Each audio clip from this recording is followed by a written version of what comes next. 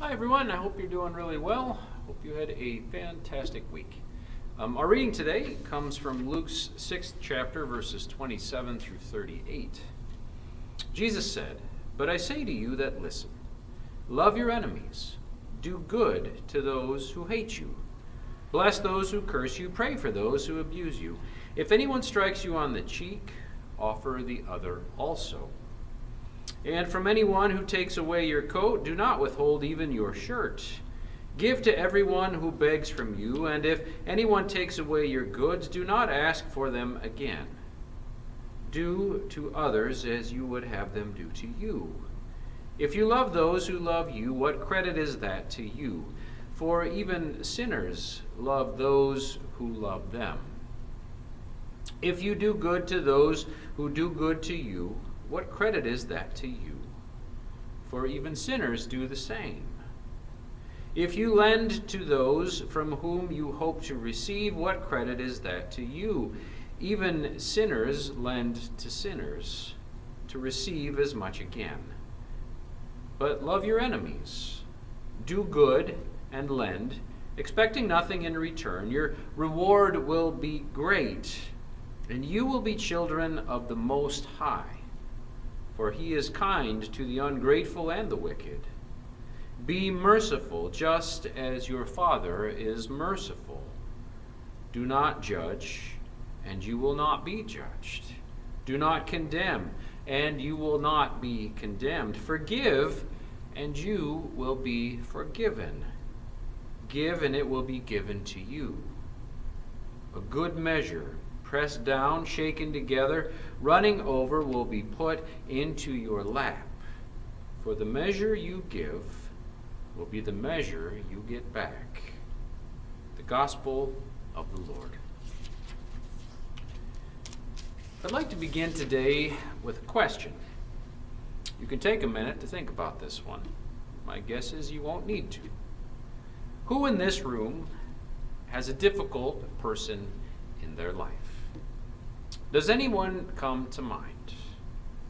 Last week we talked about boundaries and how important they are for healthy love relationships. Healthy love relationships are really hard with difficult people, aren't they?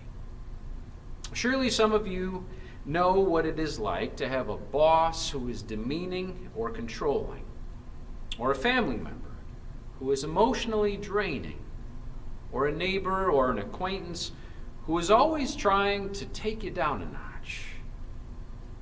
Does anyone have a difficult person in their life?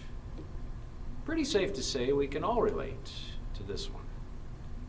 I remember a story I heard as a young kid that stuck with me over the years. And this is perfect for those of you with a sophisticated sense of humor. A husband who had been married to his wife of many years said to her, "When I get mad at you, you never fight back. How do you control your anger?" She responded, "I clean the toilet bowl." When the husband inquired how that helped her anger towards him, she said, "Because I use your toothbrush."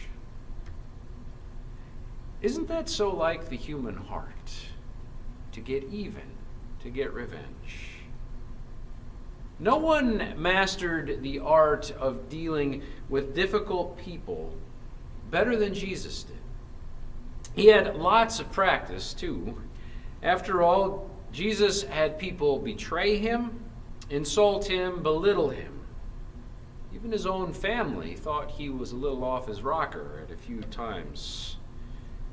Jesus had people trying to take him down constantly, trying to silence him, and ultimately they did kill him. When Jesus teaches us how to deal with difficult people, he's doing so out of his own painful experiences, his own wisdom. He's been there. Our gospel reading today touches on some really deep stuff. Stuff we deal with on one level or another in life. How do you handle situations where people hurt you? And it's likely we've all heard that Jesus wants us to love our enemies. And I think it is so easy to associate the word enemy with people out of history, like Hitler or Stalin or Osama bin Laden. But I want us this morning to apply Jesus' teaching to a person or people in our own lives who give us a hard time. I want us to apply Jesus' teaching to our everyday lives. Now, Jesus starts out our reading by referring to the Old Testament eye for an eye, tooth for a tooth statement. Many of us are probably familiar with this, but if you're not, in Leviticus it says this, "And a man who injures his countrymen, as he has done, so it shall be done to him. Fracture for fracture, eye for eye, tooth for tooth. Just as another person has received injury from him, so it will be given to him." A lot of us hear these words and think, wow, that's really in the Bible. That's pretty much saying, you hurt me and I'll hurt you back. But in ancient Israel, when these words were written, there were no police officers, there was no Bill of Rights, so a powerful person might actually kill someone for no real reason. An eye for an eye was instructing people to have limits. It was not instructing people to go out and get revenge. It was trying to limit the amount of punishment one person could give another. It was saying, if someone knocks out your tooth, well, you're not allowed to go and kill that person because you lost your tooth. But when Jesus comes along, he turns this teaching on its head even more. And it is important to note that the words we read from Jesus today are also some of his most misunderstood words. A lot of times people take this lesson and they think Jesus is telling Christians to be doormats, to do nothing ever. People interpret Jesus saying, well, if someone's hurting you, let them keep on hurting you. Of course, that's not what Jesus is saying. In this text, Jesus uses example that the people of that day, 2,000 years ago, would immediately recognize and relate to. The first thing Jesus says is this: if someone hits you, don't hit them back. More specifically, Jesus says, if someone slaps you on the cheek, turn the other cheek to them as well. Jesus says, if someone slaps you or degrades you or insults you, what do? There are two choices here. You hurt me, so I will hurt you back. Or you hurt me, and you're bigger and more powerful than me, so I'm going to be afraid and cower and run away and try to appease you.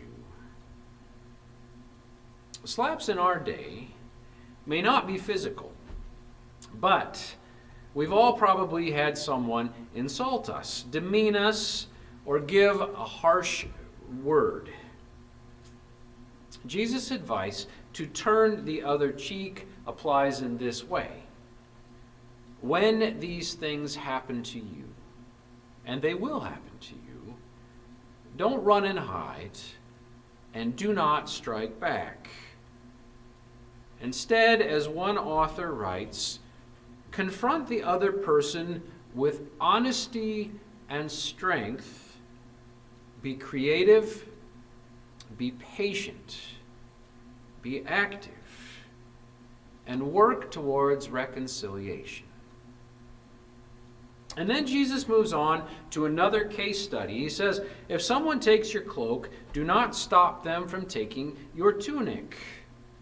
In Matthew's version of the text, we discover that this has to do with going to court and being sued.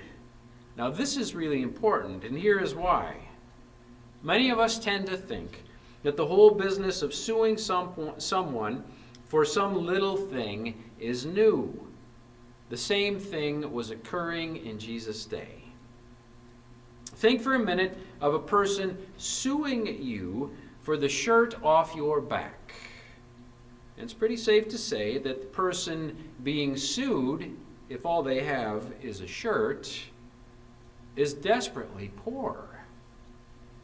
In ancient Israel, instead of wearing shirts and pants like we do today, people wore a tunic as a kind of undergarment.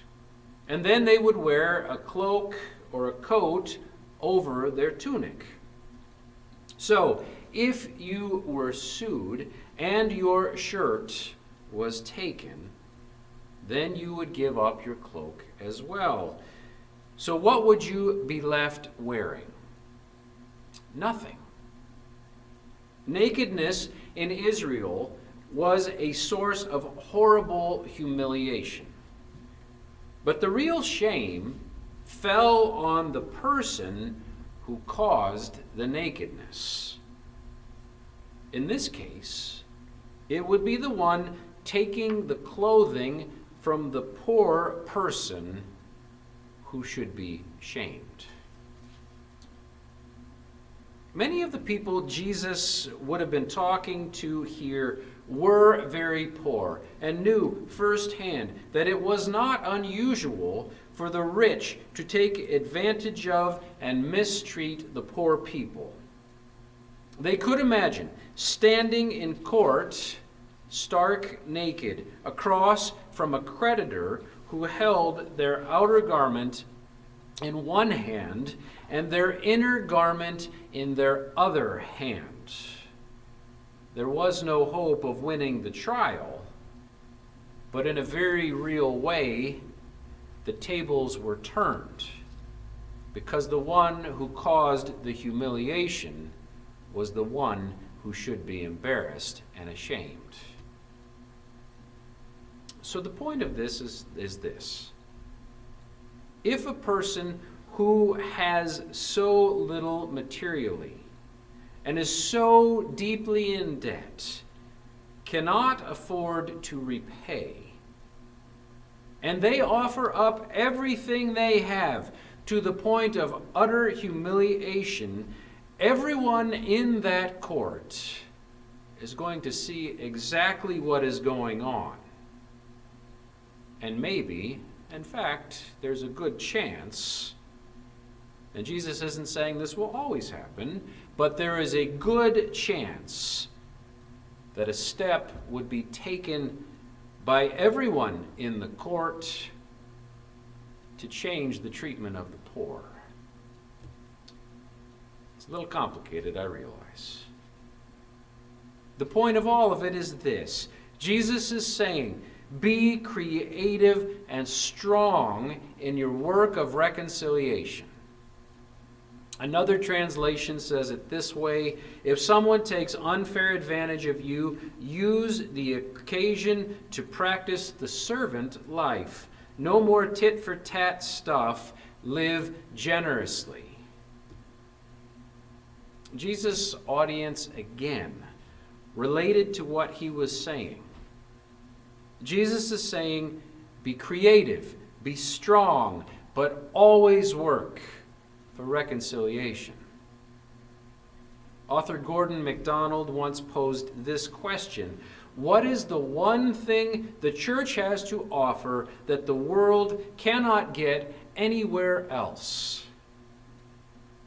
Because you all know, you don't have to be of the Christian faith to build a home or to feed the poor or to donate to a charity.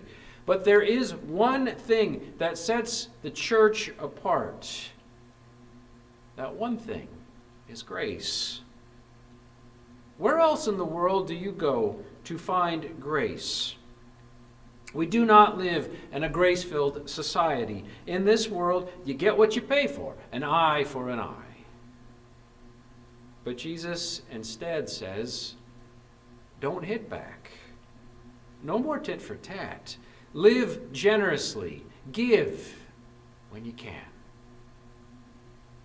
And not only does he tell us to do this, he actually shows us that he himself can do it for us.